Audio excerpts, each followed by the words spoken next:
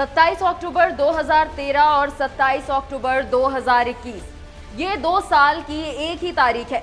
ये इत्तेफाक ही है कि 27 अक्टूबर 2013 को पटना के गांधी मैदान में नरेंद्र मोदी की हुंकार रैली में सीरियल बम ब्लास्ट हुए, जिसके तार झारखंड की राजधानी रांची से जुड़े और 8 साल बाद इसी तारीख को ब्लास्ट के आरोपियों को अदालत ने दोषी करार दिया। हम इस वक्त मौजूद हैं पटना के ऐतिहासिक गांधी मैदान में।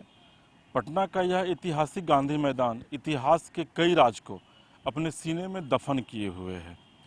आप याद कीजिए 27 अक्टूबर 2013 जब भाजपा की हुंकार रैली इसी गांधी मैदान में हुई थी और ठीक यहाँ इसी मंच से तत्कालीन गुजरात के मुख्यमंत्री और वर्तमान प्रधानमंत्री नरेंद्र मोदी एक मैसिव रैली को संबोधित कर रहे थे।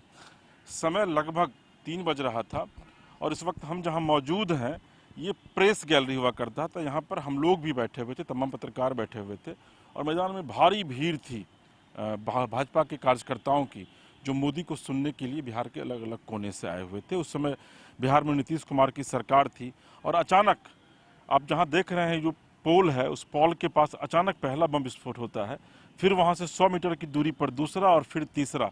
धुएं का एक गुबार उठता है और तब तक भीड़ यह समझ जाती है कि यहाँ पर बम विस्फोट लगातार हो रहा है। 6 लोगों की मौत उस बम विस्फोट में हुई थी और एक आतंकवादियों की तरफ से एक सुनियोजित साजिश के तहत इस पूरी घटना को अंजाम दिया गया था। हालांकि बाद में पटना के रेलवे स्टेशन के पास भी एक बम जो है वो बरामद किया गया था, जिसको कि बाद में डिफ्यूज़ किया गया।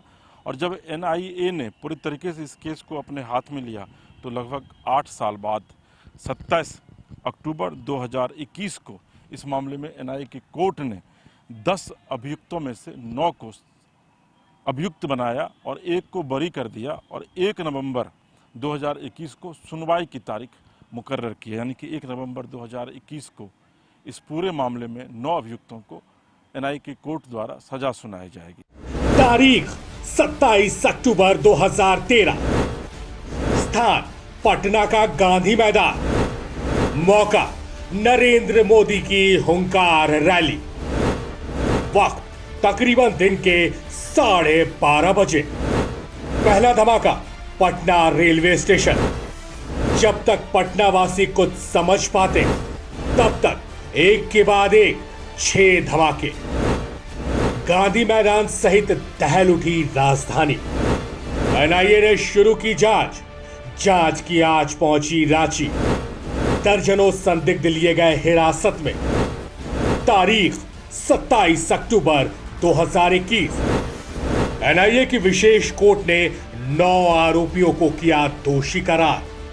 गांधी मैदान ने अपने आज तक के इतिहास में बहुत कुछ देखा, बहुत कुछ झेला।